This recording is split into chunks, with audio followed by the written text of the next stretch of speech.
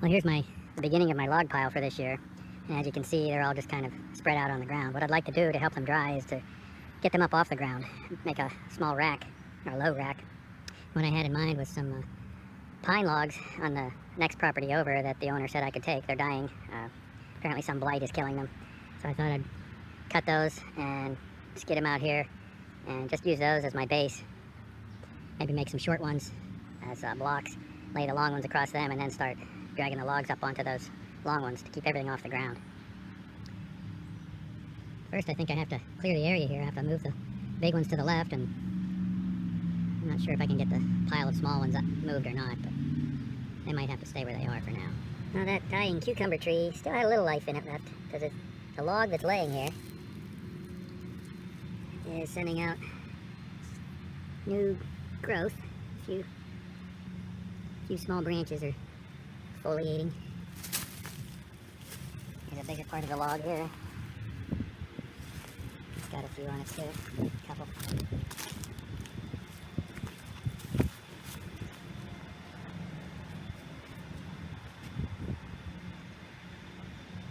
But they'll soon run out of water and they'll die. Sad but true. And you can see the rot in the base log of this cucumber tree. Looks like the woodpeckers have been getting the bugs.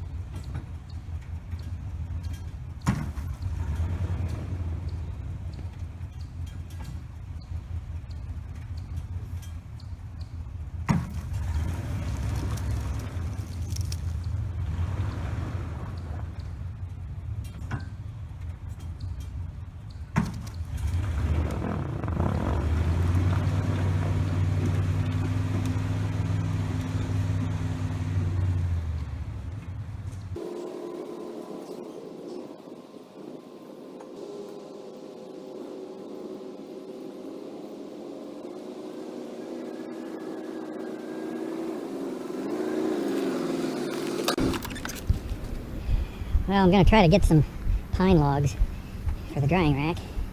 This was a dead pine tree that was threatening to fall on my house, so I called the electric company, and because it was right by one of their power lines that feeds my house, I convinced them that it was a hazard to their line and they should cut it down. Because I wasn't going to cut it. It was leaning over the line. There was no way I could take it down safely. So they were nice enough to come out and do it.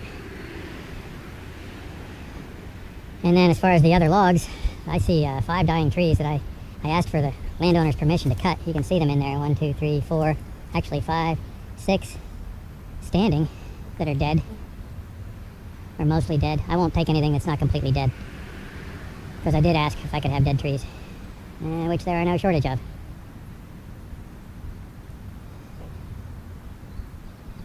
Got to clear this mess out of here just to get the truck in.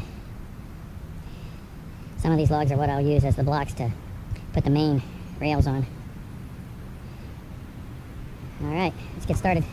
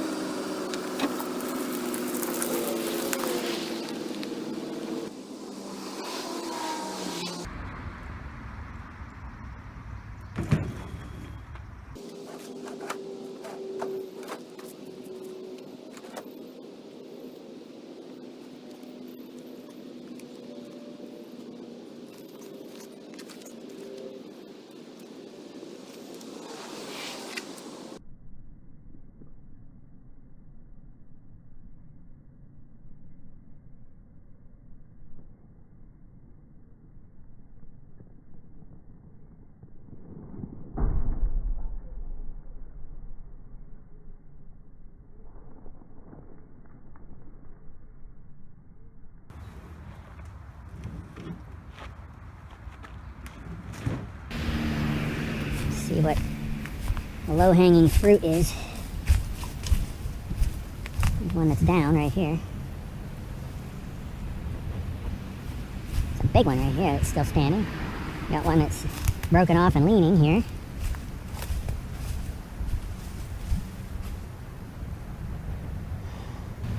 Well, that one that broke and is leaning is caught in this maple here.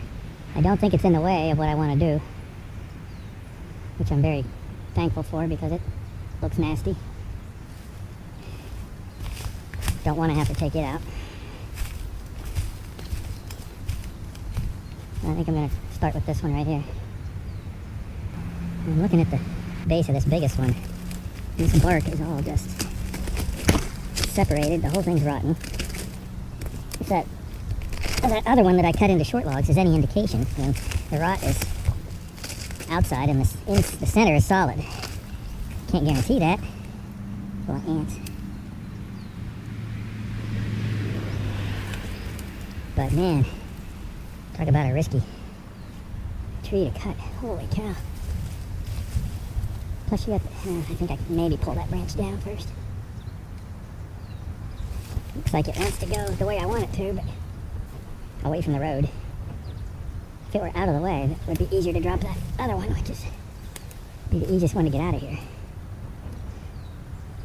Maybe I'm gonna try to drop this one first.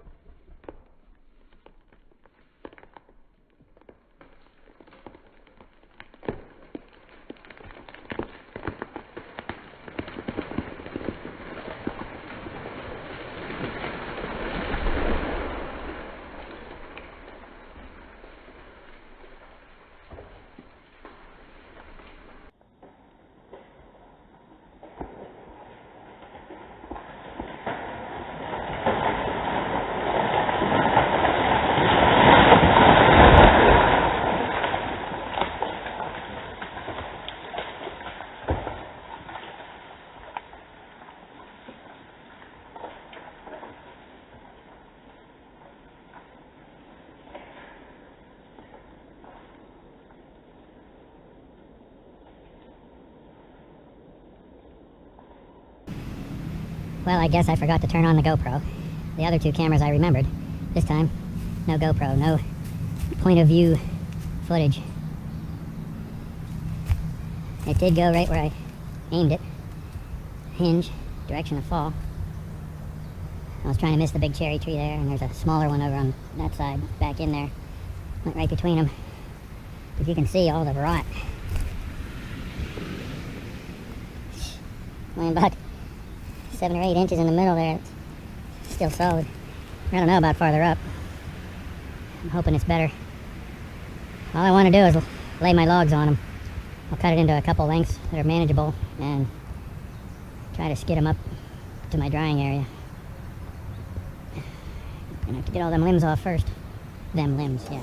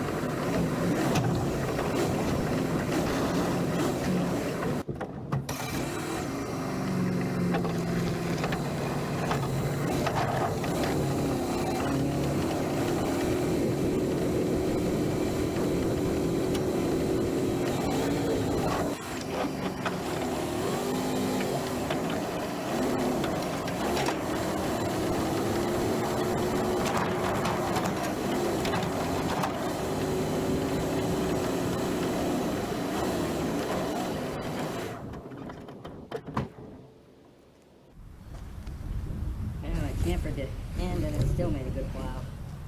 We tore up the yard.